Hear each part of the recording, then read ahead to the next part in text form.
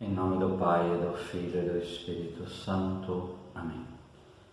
Então, antes de iniciarmos, que vai ser a próxima aula, a Antropologia Filosófica Personalista do Matrimônio, aquilo que é a base humana do matrimônio, nós queremos pensar então nessa realização do amor. Antes de entrarmos nesse antropológico filosófico, vamos ver um pouco de antropologia bíblica. O que nós vamos ver hoje vai servir tanto para a base bíblica, quer dizer, do Antigo Testamento, também das alianças, conforme nós formos ver. Então a base, vamos dizer, teológica, de pensar o matrimônio, está aqui em Gênesis. Depois vai ser dito em outras passagens, mas aqui obviamente é fundamental. Também, quando entrarmos em Novo Testamento, quando Jesus, em Mateus 19, nos paralelos, vai dizer, não era no início assim, então nós vamos ver o que é esse início.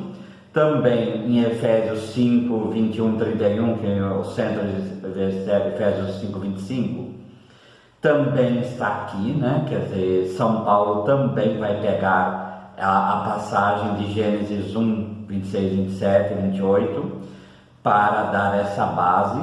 Então, a visão de ser humano que é dado aqui no livro do Gênesis vai servir para toda a base teológica, antropológica, porque essa é a visão bíblica da união homem-mulher, do matrimônio, colocando como origem o próprio Deus. Por isso que isso aqui é tão importante nesse ponto. Então, Deus disse, façamos o homem à nossa imagem como nossa semelhança, e que eles dominem sobre os peixes do mar, as aves do céu, os animais domésticos, as feras e todos os répteis que rastejam sobre a terra. Deus criou o homem à sua imagem, a imagem de Deus, Ele o criou. Homem e mulher, Ele os criou. Deus os abençoou e lhes disse, sede fecundos, multiplicai-vos, enchei a terra e submetei-a, dominai sobre os peixes do céu, dos peixes do mar, as aves do céu e todos os animais que rastejam sobre a terra. Então, algumas particularidades. Primeiro, o famoso façamos, né? Que o judaísmo vai interpretar como Deus falando com os anjos, e o cristianismo vai interpretar como a trindade, né? Então, o primeiro indício de trindade, além de faça-se pela palavra e o Espírito pairava sobre as águas, aqui Deus como sujeito de um verbo no plural. E esse verbo no plural é façamos o homem, Adam. Então, Adam vai ser o homem. E também esse termo vai designar a própria humanidade, o homem ser humano. Quando a Septuaginta traduz por antropos, né? Que é ser humano, né? Então, este homem, façamos o homem à nossa imagem e semelhança, para que dominem e por aí vai. Então, agora vamos pegar então aí alguns comentários e ver alguma coisa exegética sobre isso. Em primeiro lugar, dentro do judaísmo, em uma disputa por isso, com os versículos exprime um princípio fundamental do direito. Ben Assakai, mantida por Rabi Akiva e também Hillel, tinham destacado a regra de ouro, Levítico 19, 18, amar o próximo como a si mesmo, que o princípio do amor deve ter como base a Gênesis no versículo 1, que ensina que os homens são filhos dos que lhe foi feita a imagem de Deus. Esta ideia expressa por Paulo, também no discurso de Atenas. Deus, em Atos 17, 26, Deus fez um sangue de todas as nações dos homens para habitar sobre a terra. Então, o que o judaísmo diz é que não só a raiz do amor, do casamento, etc., mas do próprio ser humano, que é ser próximo, que fazer parte da mesma, somos todos irmãos, né? Então, quando Jesus, em Mateus 27, 23, vai dizer: não chamei ninguém de pai, não chamei ninguém de guia, nem de mestre, mas nós continuamos chamando, mas por quê? Ele quer frisar essa coisa de ser todos irmãos. E a base também está aqui. Imagem e semelhança tão falada, tão pensada pelos padres da igreja. Imagem vai frisar a igualdade, né? E aí essa imagem vai percorrer em grego icona, quer dizer, de ícone, né? Vai frisar realmente até o próprio ídolo. Então, aquilo que se vê, aquilo que se tem pela frente. Semelhança, aí vai frisar a similitude, mas não a igualdade. Então, uma palavra equilibra a outra. Então, na Bíblia de Jerusalém, a semelhança parece atenuar o sentido de imagem, excluindo aí a paridade. Então, uma palavra compensa a outra, mas a palavra imagem é muito forte, porque se o homem, o ser humano, então aqui é homem e mulher, foi criado à imagem e semelhança de Deus, primeira imagem, quer dizer que ele é o único que tem, o ser humano, essa escrita de Deus em si. Aí lembrar, dai a César o que é de César e dai a Deus o que é de Deus. Dai a Deus o que é de Deus é realmente o ser humano como própria imagem dele, como a moeda é cunhada com a imagem do imperador, o ser humano tem em si a própria imagem de Deus.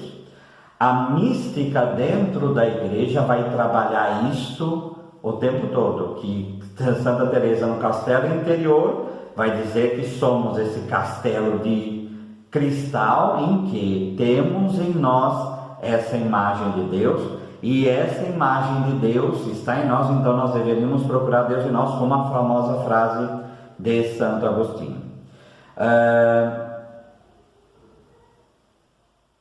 O termo concreto implica, então aí no caso de imagem, uma similitude física. E um exemplo é como entre Adão e seu filho, em Gênesis 5:3. E Adão viveu 130 anos e gerou um filho, à sua semelhança, conforme a sua imagem, e chamou o seu nome de Sete. Então, o filho é a imagem e semelhança do pai, porque traz a carne do pai, traz ossos dos meus ossos, como vai dizer em Gênesis 2. Então, agora imagine isso daí aplicado ao próprio Deus. Então é para deixar bem claro o que o autor sagrado coloca para falar a grandeza do homem em relação a toda a criação, né? A Bíblia de Jerusalém continua essa relação separa o ser humano dos animais, imagem e semelhança, que nenhum animal é isso, porque recebe de Deus um poder sobre os outros seres vivos, que depois nós vamos pensar no radar. Inteligência, vontade, poder, e podemos acrescentar até liberdade, né? Então, o ser humano é o único ser que tem, então, essa inteligência, vontade, poder, entendimento, memória e imaginação, mas sempre aplicado na liberdade, porque aí o conteúdo do próprio amor. Não há amor sem esse conteúdo de liberdade que é característico nosso de sermos imagem e semelhança do próprio Deus, como vai dizer o Papa Bento XVI. Então está no nosso DNA a Trindade, e então nós somos imagem. Agora lembremos, nós somos imagem somente do Pai, nós somos imagem da Trindade. Então nós somos imagem do próprio Deus, e quando Deus nos cria, o Pai nos cria como Criador, como afirma o Credo, olha para a sua imagem, conforme Hebreus 1, que é a emanação da sua existência, que é o próprio Filho, e então no Espírito nos cria, então somos imagem da própria Trindade, e aí adintra, somos imagem também aí do próprio Filho, somos criados a essa imagem, que o pecado vai tirar, como diz os padres da igreja, vai tirar a semelhança, que seria o caráter mais moral, mas a imagem sempre permanece, porque a nossa alma, aquilo que nós somos de conteúdo espiritual e divino. preparar assim uma revelação mais alta, que aí aponta para a participação da natureza pela graça, né? Então a graça vem restaurar aquilo que é imagem e nos dá novamente a semelhança. E isso com Jesus Cristo, depois de todo aspecto da pedagogia divina. Agora, lembremos, imagem e semelhança não está deslocado dentro de um texto. Está dentro do texto, do processo criacional, tá? E dentro desse texto, como imagem e semelhança do ser humano depois vai falar de homem e mulher. E aí o caráter da dominação sobre a criação. Então nós não podemos perder que imagem e semelhança, nós manifestamos ser imagem e semelhança de Deus na medida em que somos co-criadores com Ele. Na medida em que entramos na criação, depois nós vamos entender esse radar, que é o dominar. Então nós entramos na criação como co-criadores, e isso nos realiza como imagem e semelhança de Deus. E se nós formos olhar Gênesis 3, quando vem a dominação do homem sobre a mulher, como consequência do pecado, o homem que come com o suor do seu rosto, como consequência do pecado, as dores e etc. Toda essa consequência do pecado é por causa da descaracterização do ser humano como imagem e semelhança de Deus, né? Então, o restaurar, que aí no caso, sob a graça, o restaurar vai fazer com que o ser humano tenha com relação à criação. E, obviamente, se falamos de criação, o ser humano está dentro e também, então, com os outros seres humanos, a posição verdadeiramente correta.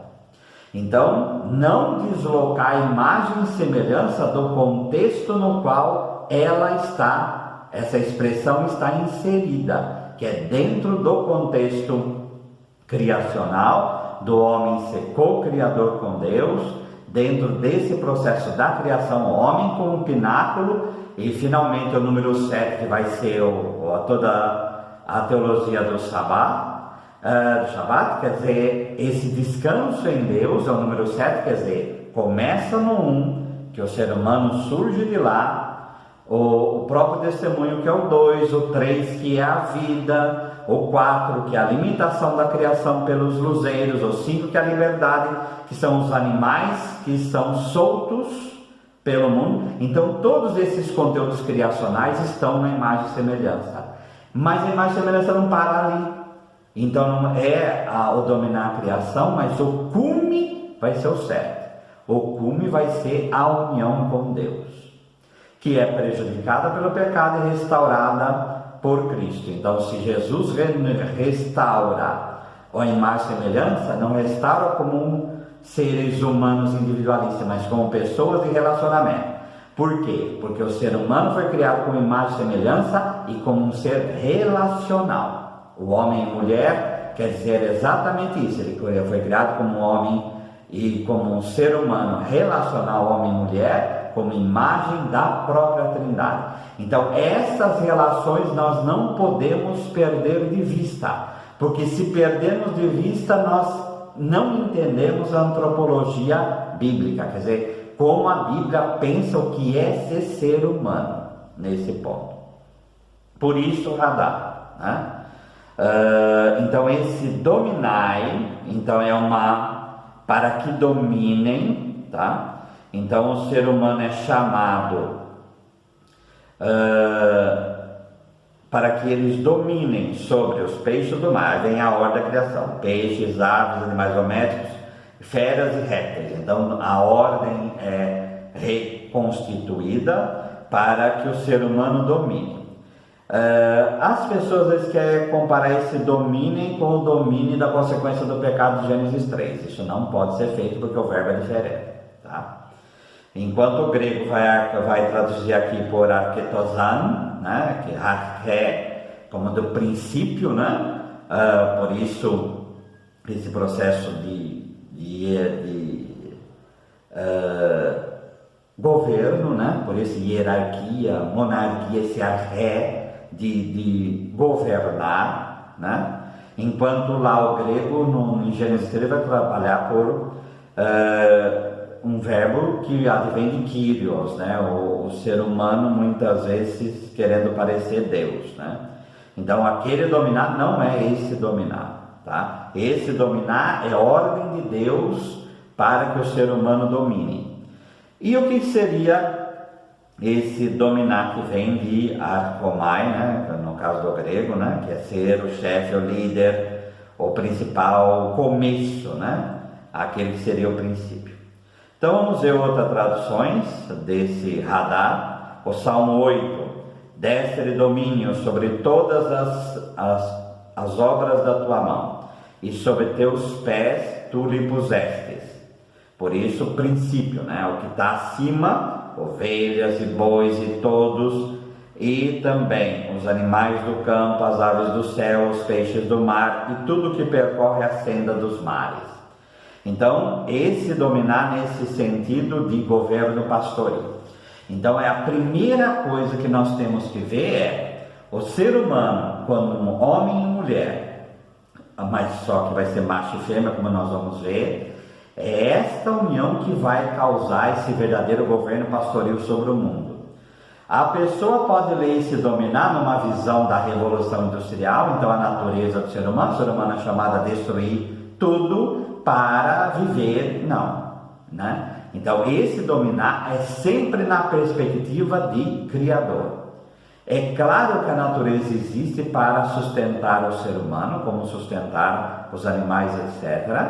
Porém, o ser humano é chamado a governar a criação como Deus a criou, para chegar a um estado de perfeição.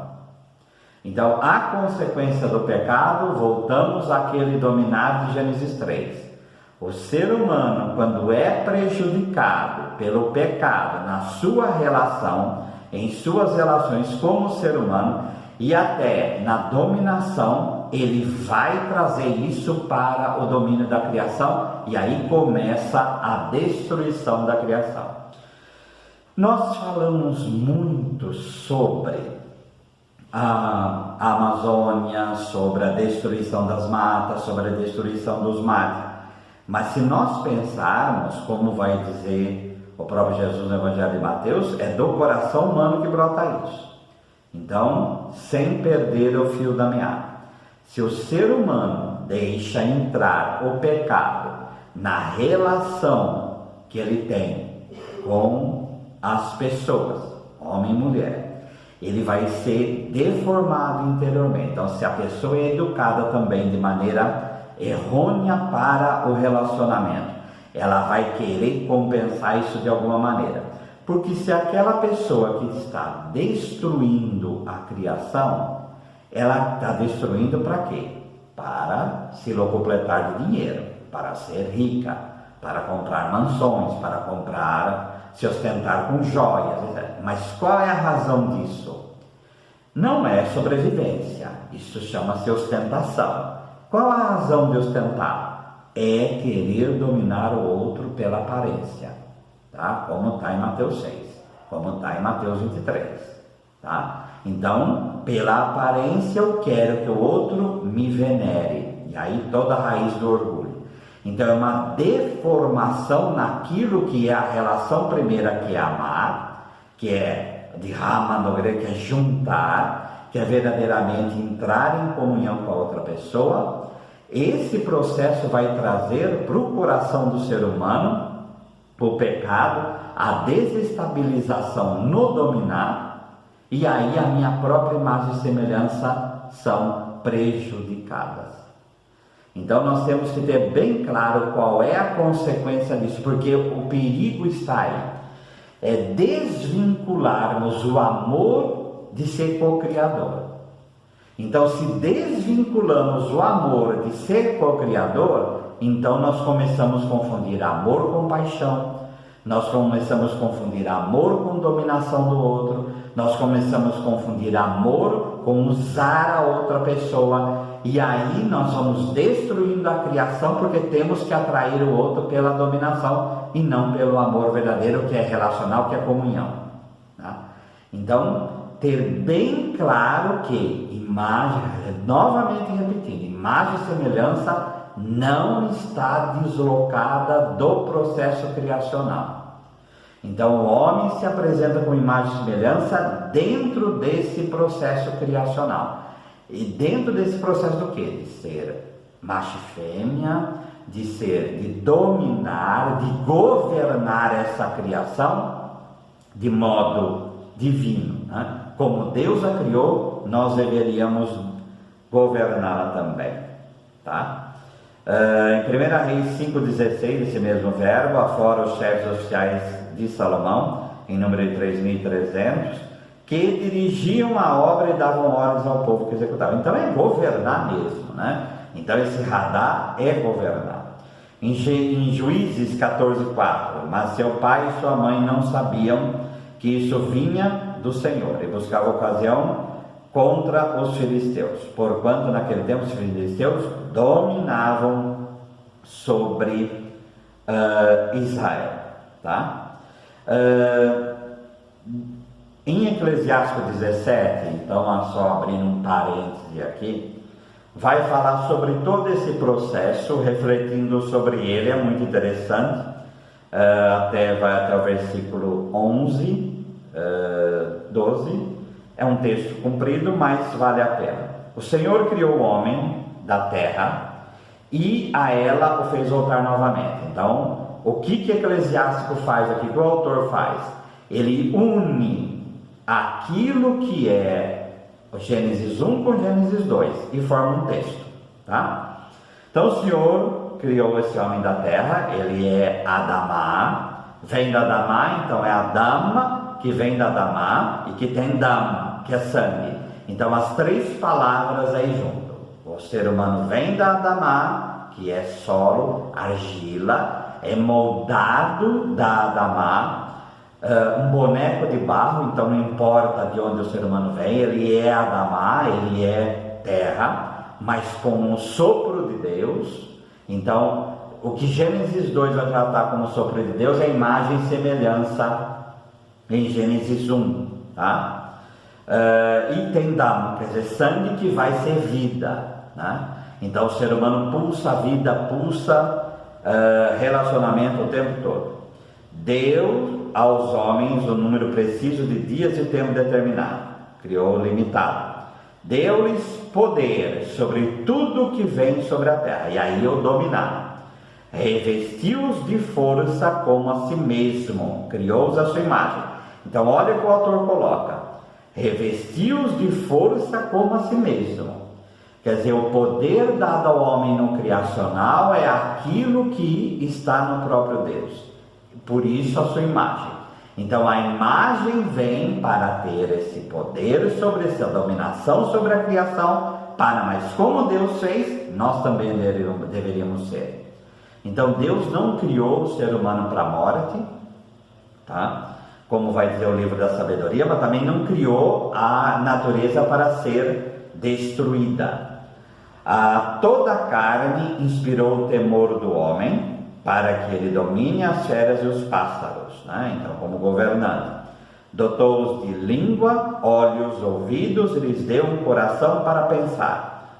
Língua, olhos, ouvidos, relacionamento, tá? Então a língua para expressar, olhos, ouvidos para entrar as mensagens do mundo, e a língua para expressar, e o coração como centro desse processo, como centro da decisão humana. Então aqui está a visão antropológica hebraica, judaica do ser humano. Encheu-os de conhecimento e inteligência, com imagem e semelhança que é, e mostrou-lhes o bem e o mal, pôs sua luz nos seus corações, para lhes mostrar a grandeza de suas obras. Então a inteligência deveria servir para quê? Para contemplar a obra criada. Porque se Deus contempla a obra criada, o ser humano é chamado a contemplar a obra criada da mesma maneira, tá? E a inteligência foi dada para isso, e não para destruir. Eles louvarão o seu santo nome, narrando a grandeza de suas obras. Então a criação se torna instrumento de louvor. se torna instrumento de louvor, é referenciar a Deus. Então a criação se torna instrumento para referenciar a Deus, como está em Sabedoria 13, tá? Conceder-lhes então o conhecimento e a partir com eles a lei da vida. Então essa vida, todo esse processo da criação em seu relacionamento, em sua estrutura, tem lei. E o ser humano, pela lei natural em si, deveria saber como lidar com este mundo. Fez com eles aliança eterna e deu-lhes a conhecer os seus julgamentos. Então, depois de tudo isto, vem a aliança para restaurar tudo isso e deu os seus julgamentos, que obviamente a Torá é a lei, que vem para curar o ser humano da consequência do pecado que o faz dominar. Então, a Torá existe para nos ajudar com o ensinamento de Deus, como a educação dos seus filhos, para nos ensinar também a lidar com a obra criada. Lembremos que a obra criada do ser humano está dentro dela. Então, macho e fêmea, tá? Esse macho e fêmea é para frisar que o ser humano, ele é complementar, né? Então, é vontade de Deus essa complementação, e é nessa complementação, nesse juntar, nesse amor de homem e mulher, é esse amor que vai governar a criação. É esse amor purificado pela lei, purificado pelo pecado, que vai ajudar o homem a dominar, a governar a criação. Quando esse processo entra o pecado, entra a dominação do homem sobre a mulher, entra a consequência do pecado do comer o pão com o suor do rosto, o ser humano vai deformar a criação, porque ele está deformado em primeiro lugar na relação à mulher e no dominar a criação. Lembremos que quando a criança também não é educada para esse, como imagem e semelhança de Deus, e para esse relacionar do homem e mulher, é que vai surgir toda a estrutura de pecado. Os mandamentos, amar a Deus sobre todas as coisas. Então, o próprio relacionamento com Deus é porque também, conforme Romanos 12, o ser humano não sabe se relacionar com o outro, não tem esse bom relacionamento em si, não vai ter um bom relacionamento com Deus. E aí não vai verdadeiramente ser adorador, não vai cultuar, não vai conseguir ter relacionamento. Porque culto é relacionamento com Deus, né? Culto é relacionamento com Deus. O quarto mandamento, honrar pai e mãe, é a primeira relação do ser humano. Então, esse honrar pai e mãe é a primeira estrutura relacional que o ser humano tem em si. E a partir desse honrar pai e mãe, que é a ponte com o próprio Deus, é que vai ter a consequência dos outros mandamentos, tá? Que é respeitar o bem, respeitar o corpo da outra pessoa, aí vem a castidade com o relacionamento com o outro, o relacionamento com a verdade nos relacionamentos humanos e o relacionamento com os bens, etc. Então, aí a própria ordem da criação. Então, possamos ver em três momentos. O Deus, né? Então, o ser humano tem que aprender a relacionar com pai e mãe, para aprender a relacionar com Deus. Esse relacionamento primeiro de homem e mulher é o relacionamento com pai e mãe. São eles que vão dar a verdadeira imagem de Deus para a criança. Vão eliminar, não, né? Vão fazer com que essa imagem, como educação, venha realmente a se concretizar, e a liberdade é para isso. Então o casamento que não que dá errado é porque a imagem e semelhança foi educada errado no berço, né? Então a missão de pai e mãe é essa, criar criadores. Então o pai e a mãe, zelando pela imagem e semelhança que o seu filho dando o verdadeiro relacionamento de homem e mulher para esse filho, vai possibilitar esse filho a ser criador também, a ser co-criador com Deus também. E aí vai saber se relacionar, vai saber cuidar dos bens, vai saber cuidar da criação. Então, três momentos: Deus, pai e mãe, e aí o governo da criação pelos outros mandamentos. Novamente frisando, os homens e as mulheres estão dentro do processo da natureza, tá? Todo psicopata começa com o animal. Eu acho que não é à toa, né? Então essa dominação extrema e fria que um psicopata faz, começa pela criação. Então ele quer destruir a criação, ver como funciona, porque ele quer dominar essa criação no sentido de Gênesis 3 e não de Gênesis 1, tá? Então, e aí depois ele transfere para o ser humano isso. E aí ele não se importa até em destruir o ser humano, tá?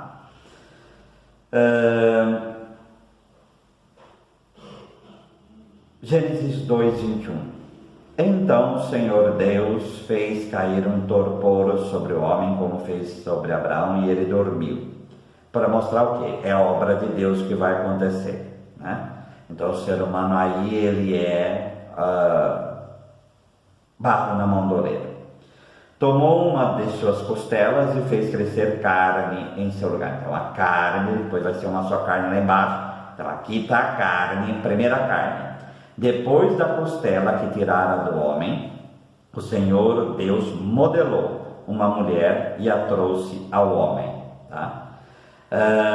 Então, outra característica, esse modelou, tá? Que é baná, que nós vamos ver, que é construir e reconstruir, né? Então o homem exclamou: esta sim é osso de meus ossos e carne de minha carne. Então, outra carne, a igualdade da carne. Então Deus constrói o ser humano de carne, e a igualdade da carne é a igualdade do ser humano. Ela será chamada mulher porque foi tirada do homem, tá? Então, Ikra, Isha, Ki, Me, Ish. Então, ela é chamada Isha, e aí o relacionamento das palavras, por quê? Me, Ish, do homem ela foi tirada, a partir do homem. Por isso, um homem deixa seu pai e sua mãe, se une a sua mulher e se tornam uma só carne. Outra característica que trouxe ao homem, então, São Paulo vai dizer que vai desposar a igreja como desposou a comunidade como virgem pura. Então essa coisa do ninfagogo, o amigo do esposo, então aquele que conduzia a esposa ao esposo. Então o primeiro ninfagogo, o primeiro que conduz uma mulher a um homem é o próprio Deus. Então, ajudar o amor de um homem ou uma mulher a crescer, ajudar um homem ou uma mulher a crescer no seu amor, nós estamos fazendo o papel do próprio Deus, porque é desejo dele que isto aconteça, tá? Outra característica, selá, que é a costela, e também o lado de construção. E então, se Deus construiu uma mulher e o selá veio do lado de Adão, que é a costela, mas também ao lado de construção, aí nós podemos imaginar a relação da igreja com Cristo, né? Tá? Da igreja com Cristo, certo? Que vai usar tanto de construir como de lado, aí Cristo como templo também. Então, costela é lado de templo também.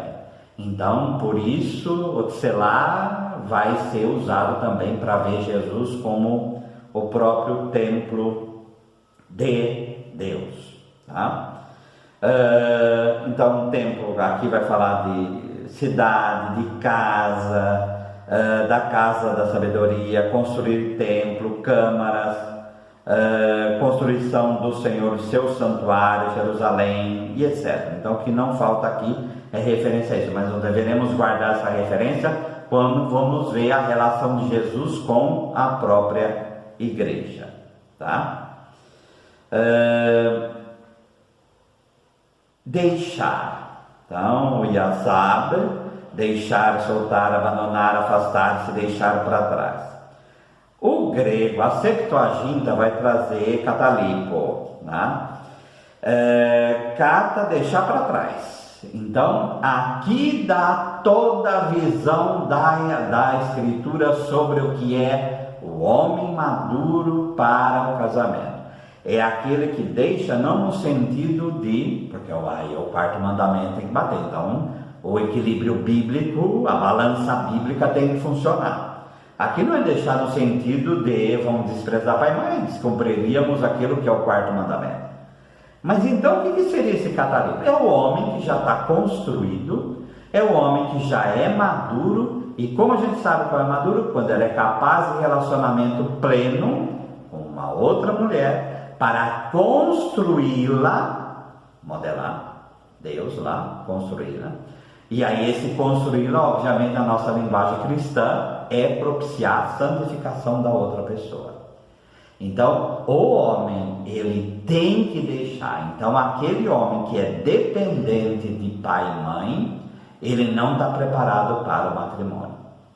Aquele homem que é dependente de mãe, que vai essa mãe que constrói necessidade, como nós já vimos na outra aula, então ele não está preparado para o matrimônio, está preparado para ser humano pleno e ser criador. Por isso, ninguém que é dependente, que tem cordão umbilical ainda, vai poder ser co-criador com as outras pessoas.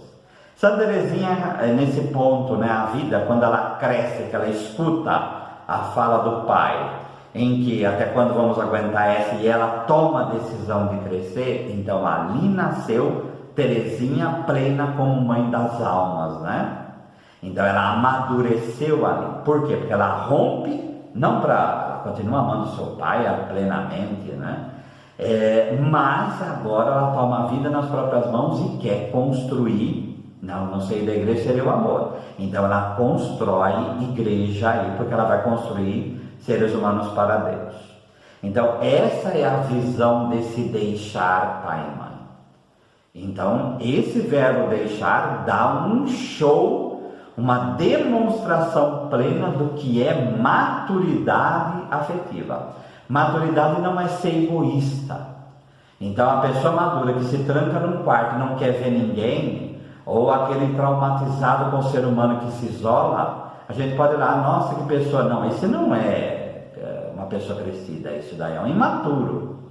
Então ele não sabe se relacionar. Ah, mas os anacoretas, São Bento na regra vai dizer claramente, aquele que foi experimentado na vida em comunidade e não precisa do consolo dos outros, então ele está pronto para o relacionamento pleno com Deus, porque ele traz a igreja toda dentro de si. Esse não se isola por ódio do ser humano ou por não saber lidar com o ser humano. Ele se isola porque está pleno de ser humano. Então tomar cuidado quando a gente lida com esse verbo deixar, mas ter o prisma correto que a Sagrada Escritura como um todo quer dar. Por isso, quando nós vemos São Paulo, em Efésios 5, tudo mais, aí vai ficar claro tudo isso.